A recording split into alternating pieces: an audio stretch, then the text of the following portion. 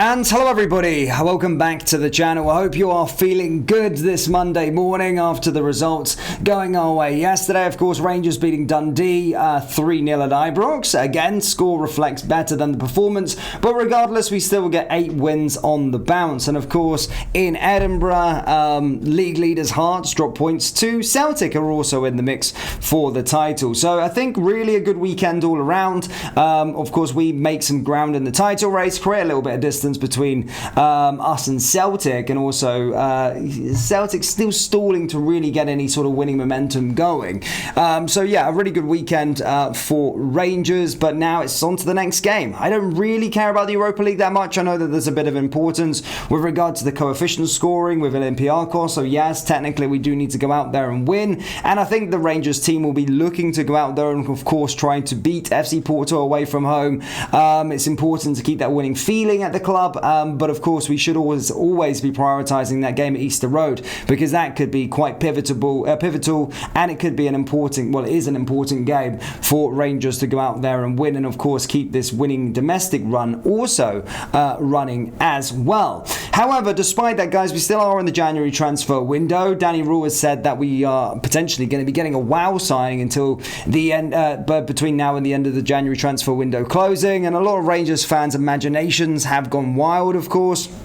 When someone says a wow signing, what do you think? Well, you look into sort of Danny Rule's sort of history, and you look at a player like Thomas Müller doing the rounds as potential rumours. I would love Thomas Müller to come to the club, but I don't think that will be the case. But certainly, I'm excited to see what sort of transfer business we do now from now until the end of January. However, there is a bit of a development that's came out with regard to a phenomenal young player, and people often talk about us losing our great young players to sort of Premier League academies and whatnot, but I want to show you this video, as it does seemingly look like from inside Rangers sources and the player himself that he is going to be committing and staying long term in at Scotland's biggest club, of course that being Rangers. As always, guys, we are going to be breaking down this story, but first please do hit the like button and hit the subscribe button for more.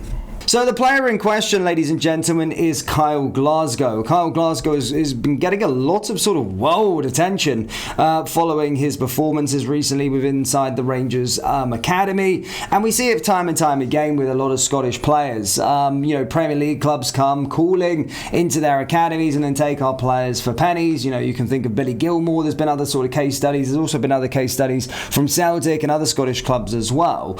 But it does look like as though Kyle Glasgow is going to be staying put at Glasgow and going to be staying put at Rangers. I just want you to listen to this guy, of course. He does have a strong head on his shoulder, and this is what you want to see from our young academy graduates. Absolutely. Danny Rowley, the Rangers manager, I know he's got a lot of respect for you. And obviously Rangers is your immediate future. You want Rangers fans are like, they want to keep you there, but you're such a talent. Of course, there are other interests, but it's Rangers. I'm just going to think again, things that are popping up, saying, already got the pen ready, signing for the first team. Is that all set? Good question, Rod. You know what I did? I just butted him up a bit then, and then you just went in for the... It's like a double... Sorry. I've agreed to sign with Rangers. That's the thing I've wanted since I was a wee boy, because I joined the academy when I was 4 years old, and the development centre, and I just progressed, and I'm doing things I dreamed of when I was a little boy, and then about the first team, but I'm like hungry for more. I want more. I want my debut as soon as I can. So I'm just going to keep working hard. Perfect. Good on you. Fantastic. Good to hear, and it's good to hear, and as they're saying, a bit of an exclusive that Kyle Glasgow is going to be staying and agreeing a deal to sign for Rangers, and as I said, this is on the day, of course, of yesterday when we did beat Dundee. So yeah, some good news all around here. This guy looks like the real deal in terms of sort of youth prospect, and it's good to see he's got a head on his shoulders that wants to stay and actually be a Rangers player. So yeah, I really like to see that and hope to see him in the first time very soon. despite all these Premier League clubs, despite all this foreign interest in the young player, it looks like he's going to be staying put at the famous Glasgow Rangers. In other news, Dan Neil's future at Sunderland is edging closer to a crossroads, with Rangers still locked in negotiations as they push to secure the midfielder before the January transfer window closes. Despite captaining the Black Cats to promotion last season and playing a central role in one of the club's most memorable recent campaigns, the 24-year-old has found himself on the fringes of the squad in the Premier League,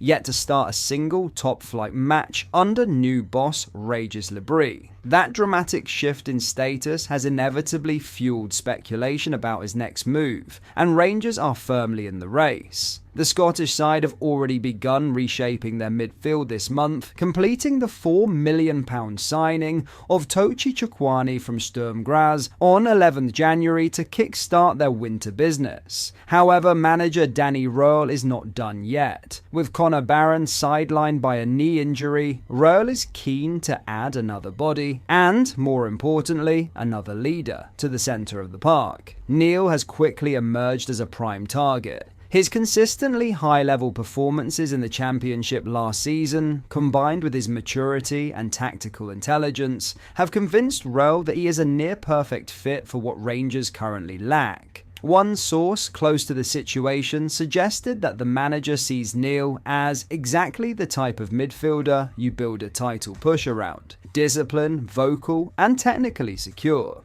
Transfer insider Alan Nixon has reported that Rangers are pushing hard to make the deal happen. Writing on his Patreon, Nixon claimed the club are desperate to land Neil and are prepared to pay a modest fee to prize him away from Sunderland this month rather than wait until the summer. He added, Rangers want him now and are willing to put a small bid on the table to get it done. They don't want to take the risk of waiting and losing him to an English club. That urgency is understandable. Neil's contract expires at the end of the season, and while he is technically free to negotiate a pre-contract agreement, several clubs in England are already monitoring his situation closely. Despite his lack of minutes, the midfielder has remained loyal to Sunderland and is reportedly open to seeing out his deal if no suitable January move materialises. One insider described his stance as calm and measured, saying, Dan isn't kicking up a fuss. He loves Sunderland, he's been professional throughout, and he's prepared to wait and make the right decision for his career. From Neil's perspective, the current campaign has been a frustrating one. After lifting the club as captain and becoming a promotion-winning hero, he has been reduced to a peripheral role, while Sunderland have surprisingly thrived in the Premier League. The team's strong form has meant his absence has gone largely unnoticed, but it has not dented his attitude. Those close to the player insist his temperament has been exemplary. He's trained properly every day, stayed focused, and kept believing he'd get his chance, one source said. Even when it hasn't come, he's handled it brilliantly. For Rangers, the appeal goes beyond pure ability. The club have been criticised repeatedly this season for a lack of leadership and composure in key moments, and Röhl is actively targeting players who can address that shortcoming. Neil, despite still being only 24, already boasts captaincy experience, a strong personality, and a reputation as a dressing room leader. There is still no formal agreement between Rangers and Sunderland, but optimism remains that a breakthrough can be reached before the deadline on February 2nd. Rangers are understood to be in a strong position relative to their rivals, though time is becoming a factor. With just over a week left in the window, negotiations will need to accelerate if they are to avoid being overtaken by interested English clubs. Neil's qualities make him an enticing proposition. He reads the game well, protects the backline intelligently, and uses the ball efficiently. Attributes that could prove invaluable in a tight Scottish Premiership title race. As one observer put it, put him into a side chasing trophies and you'll quickly see his value. Ultimately, the ball is now in Rangers' court. If they truly believe Neil can be a cornerstone of their midfield and a catalyst for silverware, they may have to act decisively and pay the price to ensure the deal is done before January slips away.